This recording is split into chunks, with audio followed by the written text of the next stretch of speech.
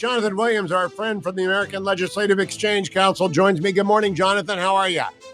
Well, good morning, my friend. I'm doing well. Good to be back with Now, you. Jonathan, for some reason, I think you're a Southerner. Am I right about, or did you go to school in the South? Well, not really. I'm a Midwesterner, as you have the. I know we have the fun Ohio, Michigan back and forth myself. That's it. I knew you were from a place that had lost a lot. So unfortunately, I lost right to work this last year, right? I mean, we've taken it on the chin this year economically. You know, Michigan fans always say, just wait until last year. Jonathan, I'm glad you're here from the American Legislative Exchange Council. First of all, rich states, poor states. Where was Hawaii before the disaster on the richstatespoorstates.com list of rich states, poor states that you put together? Yeah, I mean, unfortunately, Hawaii has already been a poor state for many years when it comes to our ranking, generally being in the bottom 10 for economic outlook and competitiveness. Obviously, huge tax burdens, very high regulatory regime, big spending for a very long time in Hawaii. And, seeing the devastation there, I mean, they're really going to need to figure out how to turn things around, obviously, going forward. Now, with Maui basically out of commission as a tourist destination for a long time, I mean, it'll be at least 6 months before they get people to, like Kauai went through after the hurricane a dozen years or so ago, maybe 20 years now. What happens to a state that's so dependent on tourism when its third or its second largest draw goes down the tubes? No, I mean, right. I mean, this is, nearly unprecedented at the scale. I mean, with Hawaii being a relatively small state, I mean, obviously a state like California or Florida or others can weather, those disasters in a much, different way, just given the size and scope of their economies. But I mean, I think this is somewhat unprecedented, the level of disaster that we're going to see. And we've seen and, what the rebuild might look like in that time frame of tourism really returning to the Hawaii Islands there, I think it's going to be something that we're going to, unfortunately have to see play out here as to looking at the scope of what it means to have that state's economy really have a rebound. I mean, one thing, Hugh, that's clear is, I think they've got to start doing something different when it comes to overall competitiveness. If you've lost this, really jewel of tourism there, at least for the moment, at Maui, the state's got to recalibrate. I mean, this has got to be a time where come together to say, what do we need to do differently as a state to weather this storm and put ourselves on sure footing going forward? Now, Jonathan, I want to give the governor a lot of slack. It's a shock, right? So he may not know what he's talking about, but Josh Green is the governor, and he got asked questions about recovery yesterday. And this is what he said, cut number 11, Josh Green, the governor of Hawaii. I'm already thinking about ways for the state to acquire that land so that we can put it into workforce housing, to put it back into families, or to make it open spaces in perpetuity as a memorial to people who were lost. We want this to be... Jonathan Williams, he wants to acquire the burned out land to build public housing or to create a memorial or open space. What do you make of that? Well, I mean, you have to, off the cuff, I think you have to just think about what are the livelihoods, right, of the entrepreneurs, right, as well. I mean, this is something where they're going to be, their livelihood has already been just taken away at the moment. But, we're talking about them in a permanent remake of what was, what at one point, and I've spent some time there. I'm sure you have, Hugh, and many of your listeners. It's just a crown jewel of American tourism, right? An incredible experience to go and have that, and to think of the multi-generation, families, small businesses, entrepreneurs that have been able to, not only give a great experience to all of us who would like to go and experience that incredible spot, but then to have that ability to provide for the families and their communities. I mean, I think that would be a huge shift, right? And it's a huge expansion of government's authority then to come in and take this land over. Yeah, I just want to say that is exactly the wrong thing in my view.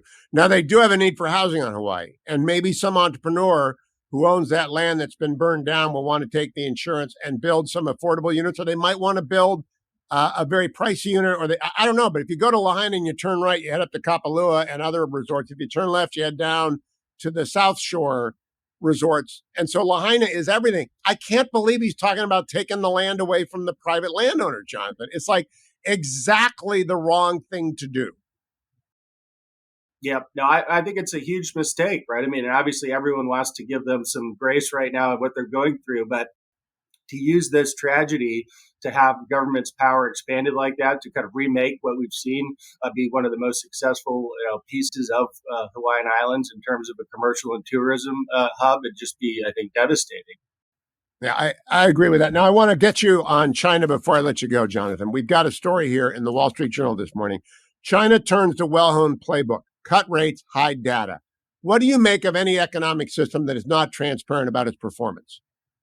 Oh, right. I mean, you just can't take anything what it says at face value, right? I mean, so we have really no idea of how deep the problems are right there right now. I mean, we know to some extent they've got to be deep enough where the regime there in Beijing is talking about fiscal stimulus, right? This was not something that wasn't in their vernacular for the last couple of decades, as they've seen, at least from their own reports. Back to your initial question, Hugh, big GDP growth that has surpassed as kind of an economy on the growth stage.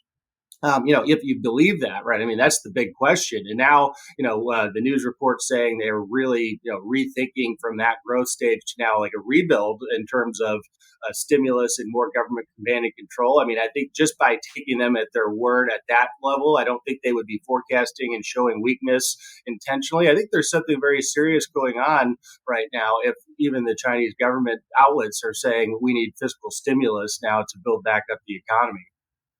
I think they're at their own 2008. There's a fiscal crisis and a real estate crisis coming.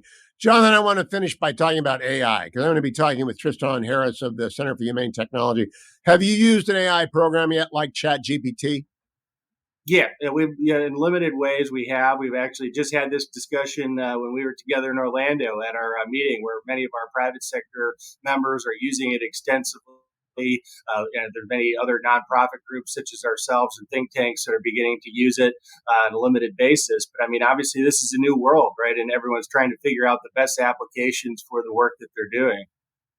What I would like to know, based on Rich States, Poor States, which is one of the key indexes for me, I use it almost every day on the show, richstatespoorstates.com, if you want version. If you input all the rankings and the data, I would like to cross-index state pension retirement funds against companies in those states, because I wouldn't want to be in a blue fund, not just a blue state, but a blue fund. You could be in a red state, but if they're invested in a blue state, that would be bad. Have you tried that yet? Well, not yet, but that's a great idea that I think we will, and it's a great suggestion. But I mean, your overall point is exactly right in terms of the blue state pension plans. Not only are they massively underfunded, but the other thing that we've been spending a ton of time, as you know, Hugh, talking about is this, scam of politically based investing in the blue state pensions, where they're now all of a sudden not just tobacco 20 years ago like California did, but now trying to divest from all fossil fuel related investments. And guess what? That makes a really bad situation in these state pension funds just horrible in terms of the overall outlook on growth, because you're taking that incredible return upside potential and putting people's whatever is climate concerns, Green New Deal concerns, whatever else is going to be ahead of the long-term retirements for police officers and firefighters and teachers in these blue states. So whether you're a company or whether you're a retiree or a taxpayer in these states, right? I mean, this is a huge problem that not enough people are looking at right now, because there's active bills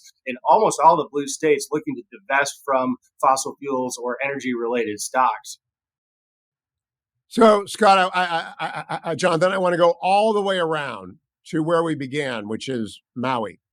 If we looked at their pension fund right now, however terribly underfunded it was a week ago, what do you think its risk factor is now for the public employees' pension in Hawaii?